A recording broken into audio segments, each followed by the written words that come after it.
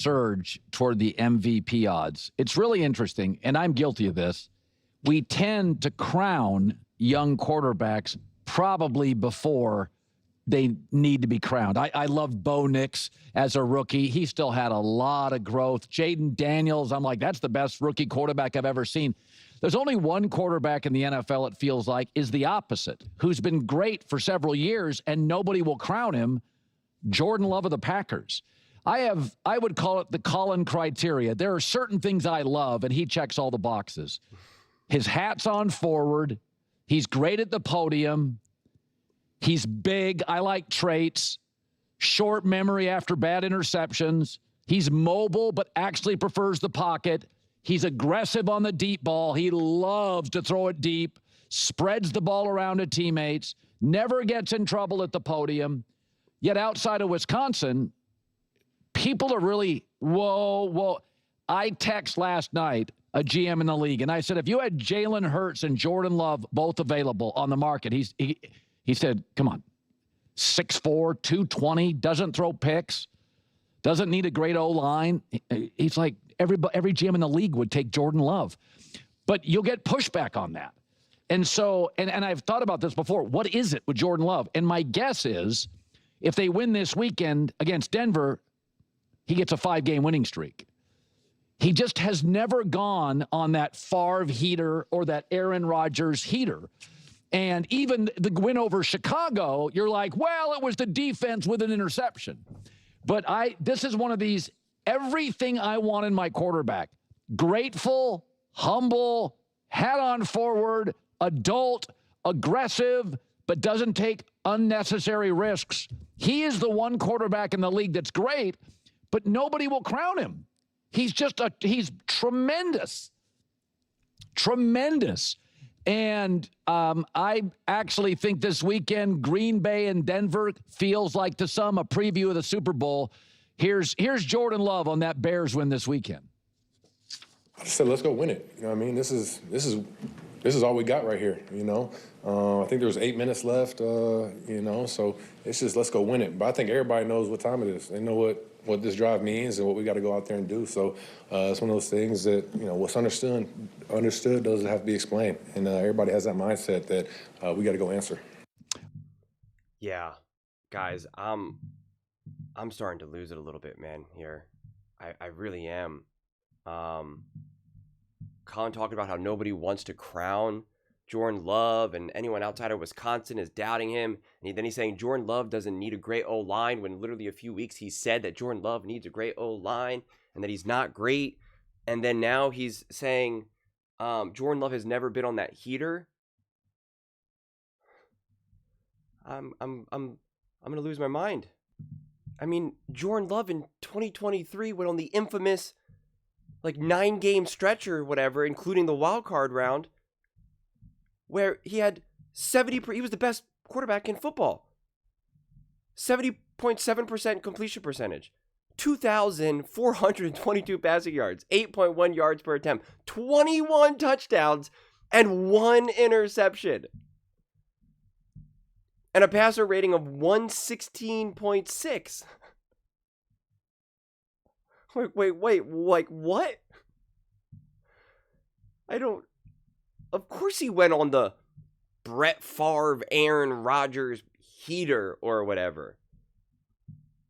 He tore it up. He dominated. He took over. That's why everybody lost their minds. And that's why everyone was like, in 2024, everybody was out there saying Jordan Love, pay the man. He could be an MVP. I was saying it a lot. I did a lot of ESPN clips especially. And then he got injured week 1, and then the season had its inconsistency. He was inconsistent, which I defended because he was injured and literally in and out of the lineup and out of rhythm with the team, etc. I had to defend it the whole season long. And people were like, they paid him too soon. They made a mistake, blah, blah, blah, blah, blah. And then the way how this season has unfolded, in a lot of ways, when everyone had through the roof expectations, the Green Bay Packers then skyrocketed to the best, Super Bowl odds. And the reality is that when that happens, anything short of perfection, you get ripped for. That is just how it goes, honestly. We've seen it with the Chiefs We've seen it with the Eagles. We've seen it with the 49ers. We've seen it every team that was ever really crowned as like, you're the contender. You have amazing Super Bowl odds.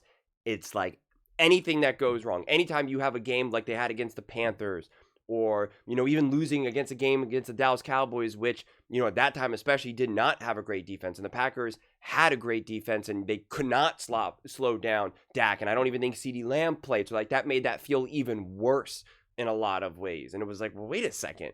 This isn't supposed to happen, right? And then you had a rough game against the Browns. It's like, that's the way it works. That's the way it works. Again, the Chiefs have dealt with this for years, really, especially 23 and 24. The Eagles dealt with it in 24 and 22, although they didn't have that same level of momentum because they hadn't, really achieved anything quite yet. The 49ers over the years, again, whether it was Brock Purdy, Jimmy Garoppolo years, whichever. The Rams, when they went out and got Stafford, even, that year when they actually won the Super Bowl. And then even Tom Brady, whether we want to use random Patriots years, or we want to use the first year with the Bucks, right? It was like, this isn't really working. He should have retired. And then it started working, and they're like, man, this guy's got a lot of juice left in him. So like that part of the conversation throughout the course of a season, when the expectations are through the roof, which is what became for the Packers, makes sense. And, Jordan Love's trajectory, again, whether this is right or wrong, this is the perception, right? He became a bona fide starter 2023. This is the Jordan Love era. And the first half of it, Colin himself was saying, this is not good. He's done. It's over. I'm giving you till Thanksgiving. That's what he always says. Yeah, until Thanksgiving. And he was like, this is not good. He's not good. He's not good. Then he starts tearing it up, as I'm showing you here. He was had the highest rated offensive rating and the highest rated passing rating in terms of PFF rankings. Top in the NFL in yards, touchdowns, touchdown interception ratio, passer rating, completion percentage, all the good stuff. Also high volume as well. I think they beat the Kansas City Chiefs in 23. Like, that was like a big win for them. They're the reigning Super Bowl champions. I think they beat the Chiefs, if memory serves me correctly. And that was like a big deal. They beat the Chiefs 27-19. He threw for 267 yards, 69.4% completion percentage, 3 touchdowns, 118.6 passer rating. Like, that was now a big deal to a lot of people. For sure. Taking down the Lions and whatnot. And then obviously having a massive win over the Dallas Cowboys, who people were like, they're going to win the Super Bowl. This is the year. And the Packers came in and were like, that's really funny you think that, but no. And if QBR means anything to you, he had a 99.3 QBR rate. It goes up to 100. Like, it's essentially as high as it can get to 157.2 passer rating. But then he had 2 interceptions in that 49ers game. 194 yards, 61.8% completion percentage. Had the game sealing interception. And it was, across his body in a moment that he didn't have to do it. And the way you justified is he's young. It was his second playoff game. It's against the 49. You're just like, all right. You can make sense of it, which I did, and defended it, and it was like, okay. But then the next season started. He has some picks to start the game. The first game against the Eagles, 2 touchdowns, 1 interception, 83 passer rating, a 50% completion percentage. That game was a bizarre game. What was it, in Brazil or wherever the heck it was? Slippery field. It was just bizarre. Then he gets injured, and you're like, all right. And then now he comes back into the next game, and that in the Minnesota game now, which was a few weeks later. If my memory serves me correctly, that first half was a little rocky. You were kind of like, is he healthy, or did they bring him back too fast? Like, what the story is here. And in the second half, he got settled. But he had 3 interceptions, an 83 passer rating, right? Again, like I said kind of before, if QBR means anything to you, what he did in that last, in the game before last year, in the playoffs, it was like 25.1 QBR, was what then he then followed that up with the Eagles, and you're just like, well, that's not good. And then this season was inconsistent, which, again, I'm not rehashing that season necessarily, but just, like I said, I've largely defended that season. But you could understand why, like, and people aren't going out of their way to give reasons why there were struggles. Like, I tried my best to, but the average person is just not going to do that because Jordan Love wasn't a made man at that point, right? It was just, he was too imperfect at that time. And then the last time you see him is in the playoffs, and he does not play good. We can, Colin says he doesn't need a good O-line, but then he didn't have a good O-line, and it was kind of banged up, and he had 0 touchdowns, 3 interceptions, a 41.5 pass rating. Again, I'm not blaming him for that game, although he definitely obviously could have played better. And after that game, I said, this is where he needs to learn how to be a better game manager. That Jalen Hurts won that playoff game, managing the game, and I think it was a great take at the time. But again, all of that stuff is not really as relevant right now. But you're like, all right, now people started to get uncomfortable. And it's like, but then they beat Detroit, and you're like, well, that was great. That was a big time win. And then they beat Washington. You're like, all right, that was a great big time win, right? The Lions are great, division rival. They're the Lions. And then the Commanders, you beat the Commanders, and you're like, man, they were in the NFC Championship game last year. That was amazing. And he played well, 128 passer rating, 113.9 passer rating. And then Cleveland happened, and you're like, that wasn't good. And you had some turnovers.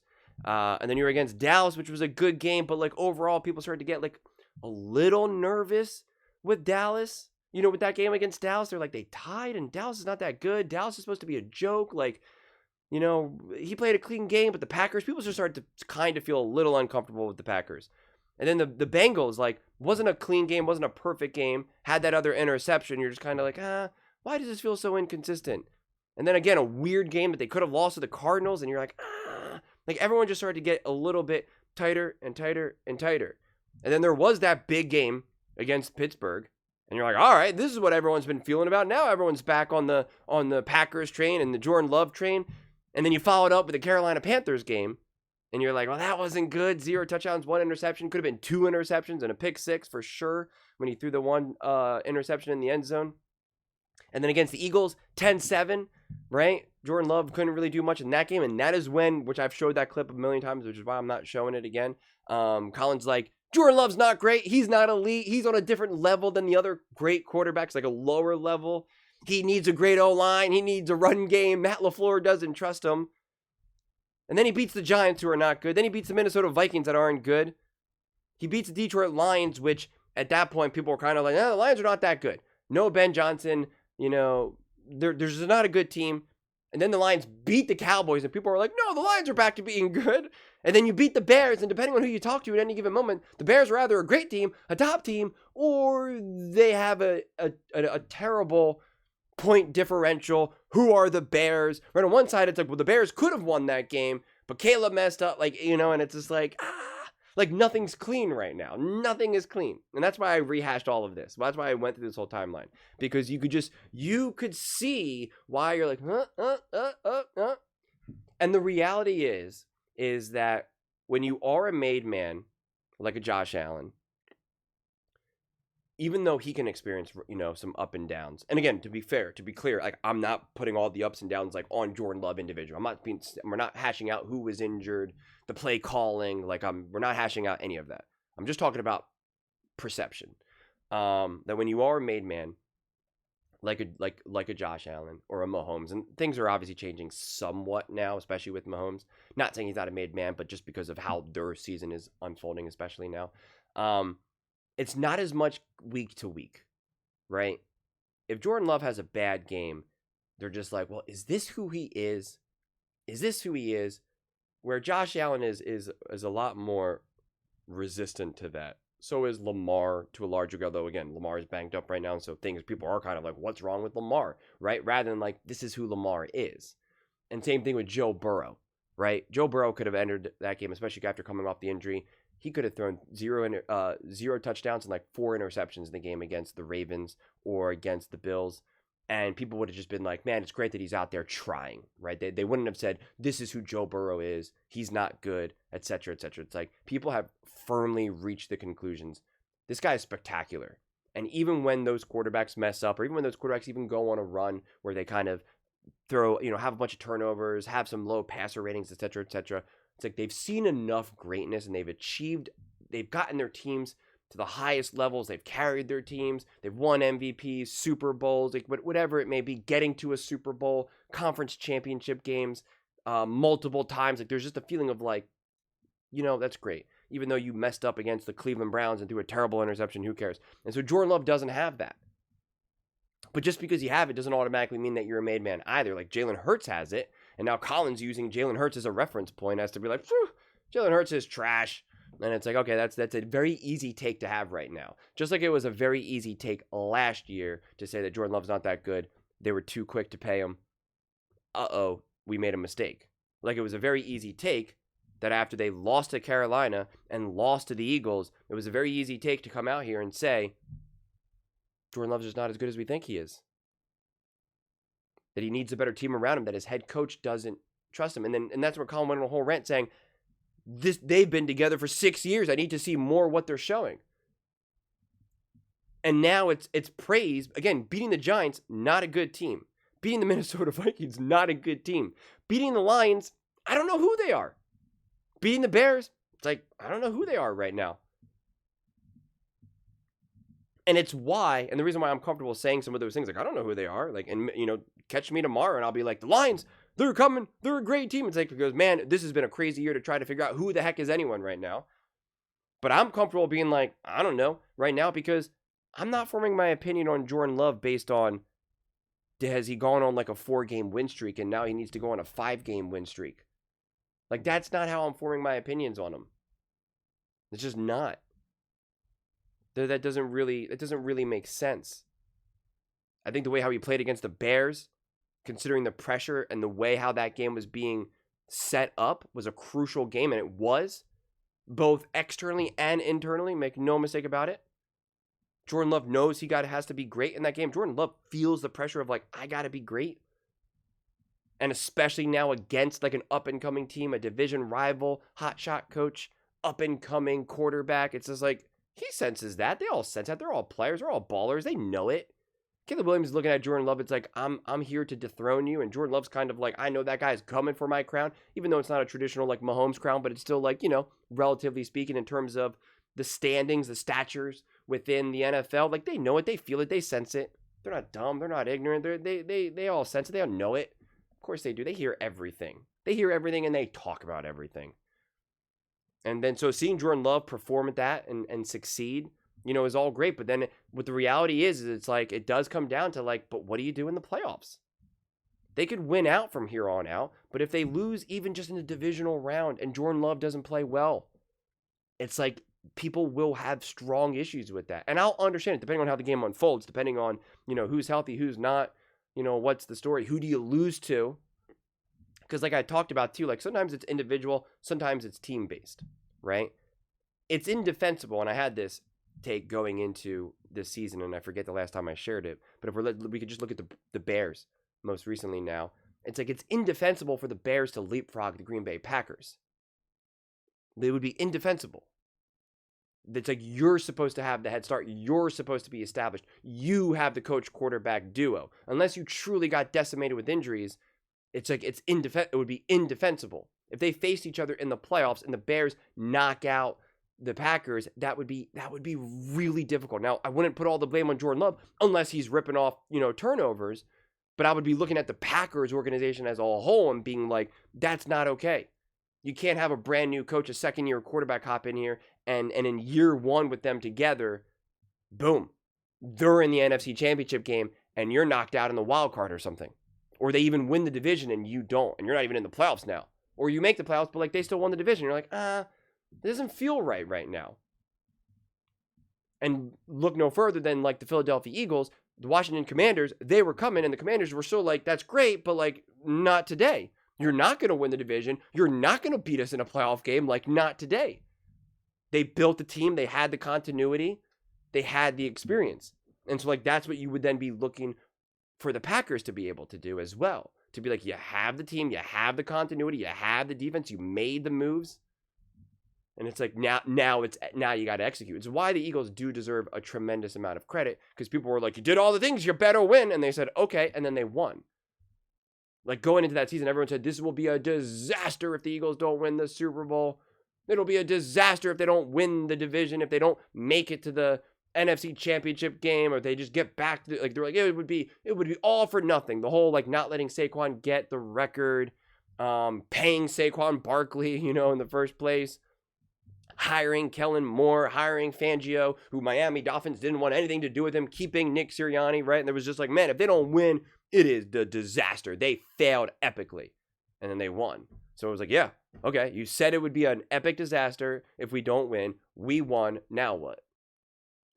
And then so that does become somewhat the stakes that the Green Bay Packers are involved in, where it's just like, you got the elite coach. You got the elite quarterback that Colin is absolutely singing the praises of. You got the elite defense. It's like, even if you don't want to say, well, everything is perfect, because of course not. And like, again, losing a Tucker Kraft, who I'd been begging since last year to be like, that needs to be your Kelsey, that needs to be your Kelsey, that needs to be your Kelsey. And that take was aging beautifully and perfectly, and then he got injured.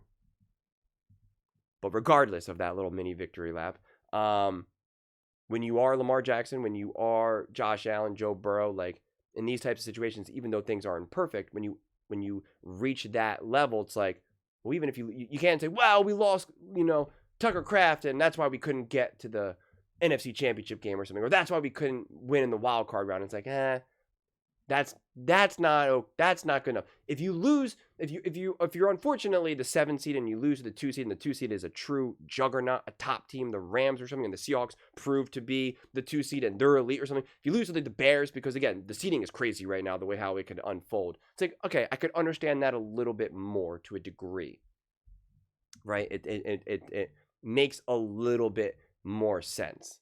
Kind of like in a way of like, it's a lot easier for the Lions to lose to the Eagles in the playoffs than losing to the Commanders, right? Like that's a harder pill to swallow, for them. Same thing with the Broncos on the other side, right? The Broncos losing to the Buffalo Bills. It's like, well, we lost to Josh Allen and the Buffalo Bills right now, right? We lost in on the road, first playoff game ever for Bo Nix.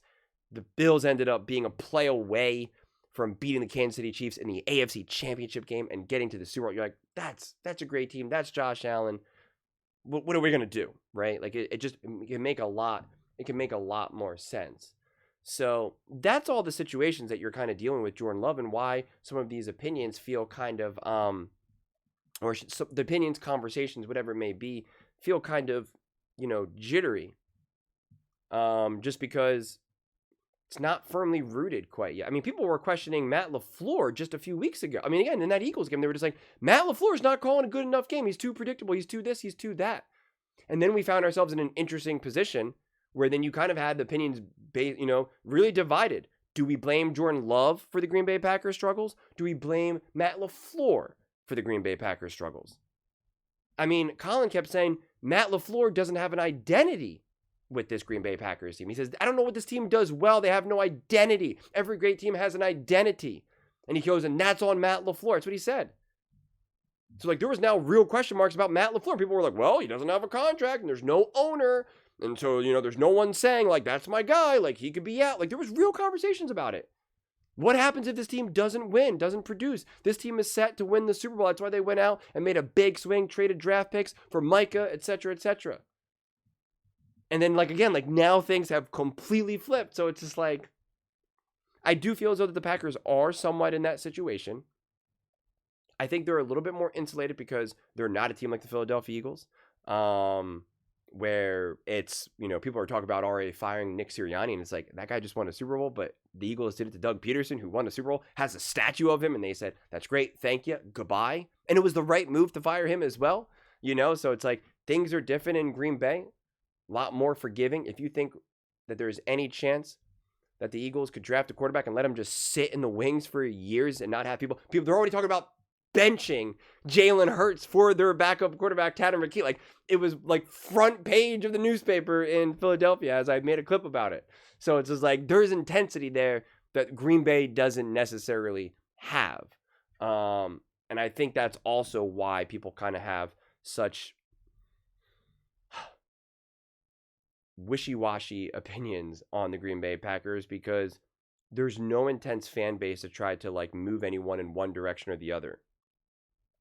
You feel the heat and the energy from the Eagles fan base, from the Mahomes fan base, from the Lamar fan base, the Allen. And it's interesting because a lot of these quarterbacks, I talked about this a lot of these quarterbacks have individual fan bases of their own. Like there is a clear distinction between Kansas City Chiefs fans and Patrick Mahomes fans. And the Kansas City Chiefs the Mahomes fans are so much louder than the Chiefs fans. And I see that with Lamar Jackson fans as well. Less so with the Buffalo Bills. Definitely less so from the Eagles. The Eagles are way more Eagles fans than Jalen Hurts fans. And it's the same thing with Jordan Love and the Green Bay Packers. There's way more Packers fans than Jordan Love fans. There's way more Baker fans than Tampa Bay Bucks fans. There's I'm trying to think if there's any other good examples of that off the top of my head. I think there's Shador, especially right now. There's more Shador fans, and that's the thing, right? Shador's probably the great newest example of that. No matter where Shador plays, there's Shador fans. And the Shador fans, if he goes to Carolina, Cleveland, anywhere but maybe like a massive market like a Philly or something, the Shador fans will be way louder than the team fans. And so the Packers don't have that, and Jordan Love himself doesn't have that. So it's interesting. And also, let's call it what it is too. And I'll end here. When you're on TV and you have a real platform, I know the guy who does a lot of Packer stuff, what's his name? Tom Grossi or something like that. He's with the Denver guy. I think that's his name. Whatever his name is, you guys know what I'm talking about, I'm sure. When you're actually though on TV, like that was the power of Nick Wright with the Kansas City Chiefs and Patrick Mahomes. Like being on a major network on a massively popular show, being a massively popular sports analyst, and having the Chiefs obviously keep winning, and being that person that everyone looks to. What is Nick going to say? What is Nick going to say about Patrick Mahomes? Like what narratives is he going to bring to the table? And there's tremendous power in that. Tremendous power in that. And so there is, there is no really equivalent of that with a lot of other quarterbacks out there right now. And Jordan Love and the Packers definitely don't really have that. I'm sure there's other people on TV that obviously will have a little bit more outspoken fandom for the Packers or Jordan Love individually, but not as much in like an intimate, like, this is my show, I'm on TV, and this is what I have to say about that man right there. Like, even if there is someone on ESPN who's maybe slipped my mind in this moment of time, it's like someone who's like, maybe they're like on NFL Live or First Take, where they're there every once in a while, they come and go, or they are a main guy, but it's like on a show that like not a lot of people are talking about, right? Or they have a podcast and it's popular, but it's just, they're not really shaping the conversations. And all of that is really, really, really powerful. Really powerful. So that's my really long 30-minute rant on Jordan Love and the Green Bay Packers, how we got here, how we move on from here.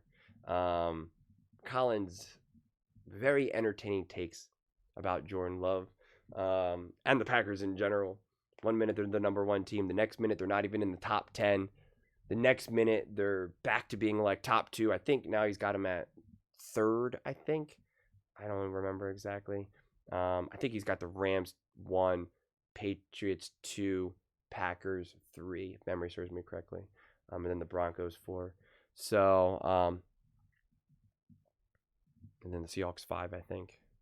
The memory's coming back to me, man. It's all coming back to me. But, yeah. At the end of the day, it really is, do you get it done? Do you get it done? And that is the thing that a team like the Eagles and Hurts can hang their hat on. And it's something that the 49ers and Brock Purdy can't.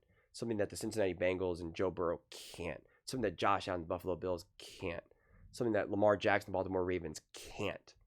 And that always leaves you even more susceptible, especially from a franchise perspective. And so that's where the Packers are at right now. they're entering that conversation of like, okay, you're the Bills, you're the Ravens. Are you going to be the Chiefs?